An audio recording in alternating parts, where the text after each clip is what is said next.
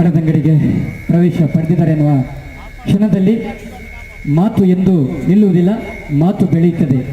ಆ ಬೆಳೆದ ಮಾತಿಗೆ ಒಂದು ಕಳೆ ಬರುವುದು ಸತ್ಯದೇವತೆ ಹಾಗೂ ಸೋಮನಾಥೇಶ್ವರ ದೇವಸ್ಥಾನದ ಎದುರು. ಅಂಥ ಕಲಾವಿದನಿಗೆ ಮಾತಿಗಾಗಿ ಮೌನವಿರದೆ ಮಾತನಾಡಬೇಕು. ನಮ್ಮ ಅರಸರ ಈ ಒಂದು ಸಮ್ಮುಖದಲ್ಲಿ ತಮ್ಮ ಮಾತುಗಳನ್ನು ಇಡೀ ಅರಮನೆ ನಗರಿಯ ಜನತೆ ಕೇಳಬೇಕು. ಆ ಮೂಲಕ 2 ಮಾತುಗಳಿಗೆ ಅವಕಾಶವನ್ನು ನೀಡ್ತಿದ್ದೇವೆ. ನಮಸ್ಕಾರ ಎಲ್ರಿಗೂ. ತಮ್ಮೆಲ್ರಿಗೂ ಸಂಕ್ರಾಂತಿ ಹಬ್ಬದ ಹಾರ್ದಿಕ ಶುಭಾಶಯಗಳು.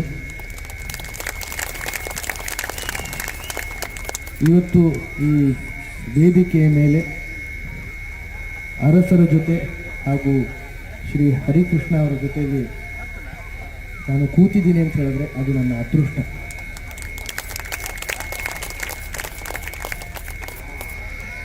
ಇವತ್ತು ಬರೋವಾಗ ಅರಸರು ಹೇಳಿದ ಹಾಗೆ ಅರಮನೆ ಹೋಗೋ ಒಂದು ಅದೃಷ್ಟ ಸಿಕ್ತು ನನಗೆ.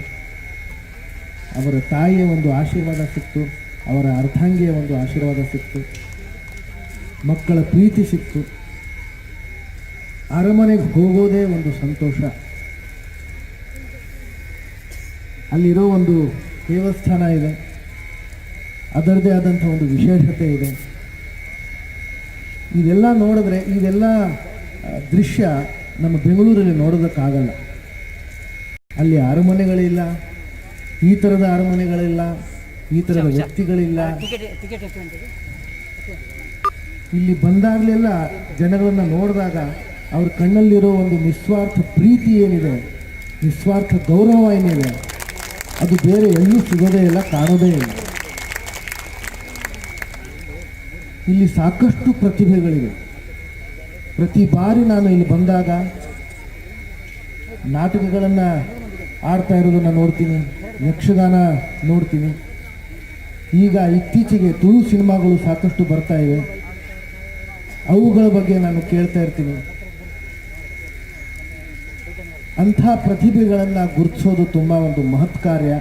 ಇವತ್ತು ವಿಜಯಕುಮಾರ್ ಜೈನ್ ಅವರು ಮಾಡ್ತಾ ಇರೋದು ನಿಜವಾಗ್ಲೂ ತುಂಬ ಶ್ಲಾಘನೀಯ. ಅರಸರೇ ಒಂದು ಮಾತನ್ನು ಹೇಳಿದ್ರು, ವಿಜಯಕುಮಾರ್ ಜೈನ್ ಅವರು ಈ ಒಂದು ಊರಿನ ಹೆಸರು ರಾಜ್ಯಾದ್ಯಂತ ಮಾಡ್ತಾ ಇದ್ದಾರೆ ಅಂತ ಹೇಳಿದ್ರೆ ಅದು ನಿಜವಾಗ್ಲೂ ತುಂಬ ಹೆಮ್ಮೆ ಪಡುವ ವಿಷಯ. ಹಾಗೆಯೇ ಬಾಲ ಕಲಾವಿದೆ, ಆಕೆ ಬಗ್ಗೆ ಎಷ್ಟು ಹೇಳಿದ್ರು ಸಾಲದು. ಆರಾಧನಾ ತುಂಬ ಚಿಕ್ಕ ವಯಸ್ಸಾದರೂ ಸಮಾಜಮುಖಿ ಕಾರ್ಯಗಳನ್ನು ಸಾಕಷ್ಟು ಮಾಡ್ತಾ ಬಂದಿದ್ದಾರೆ. ಆಕೆ ಆಗಿರಬಹುದು, ಆಕೆ ತಾಯಿ ಪದ್ಮಶ್ರೀ ಆಗಿರಬಹುದು. ನಿಜವಾಗ್ಲೂ ತಮ್ಮನ್ನೆಲ್ಲ ಇವತ್ತು ಭೇಟಿ ಮಾಡುವ ಅವಕಾಶ ಸಿಕ್ತು. ಆ ಮಂಜುನಾಥೇಶ್ವರನಲ್ಲಿ ನಾನು ನಿಜವಾಗ್ಲೂ ಇವತ್ತು ಹೋಗ್ತಾ ಇದ್ದೀನಿ, ದರ್ಶನ ಮಾಡ್ತಾ ಇದ್ದೀನಿ. ನಿಜವಾಗ್ಲೂ ತಮ್ಮೆಲ್ಲರಿಗೂ ಒಳ್ಳೆಯದಾಗಲಿ. ತಮ್ಮೆಲ್ಲರ ಒಂದು ಕನಸುಗಳು ಆ ಭಗವಂತ ಈಡೇರಲಿ ಅಂತ ನಾನು ಕೇಳ್ಕೊತೀನಿ. ಮತ್ತೊಮ್ಮೆ ಮಗದೊಮ್ಮೆ ಇವತ್ತು ಇಲ್ಲಿ ನಾನು ಬಂದಿದ್ದಕ್ಕೆ, ನಿಮ್ಮ ಜೊತೆಯಲ್ಲಿ ಸ್ವಲ್ಪ ಹೊತ್ತು ಕಾಲ ಕಳೆಯೋದಕ್ಕೆ ನನಗೆ ಅವಕಾಶ ಮಾಡಿಕೊಟ್ಟಿದ್ದಕ್ಕೆ ತಮ್ಮೆಲ್ಲರಿಗೂ ತುಂಬ ತುಂಬ ಧನ್ಯವಾದಗಳನ್ನು ನೀಡ್ತೀನಿ.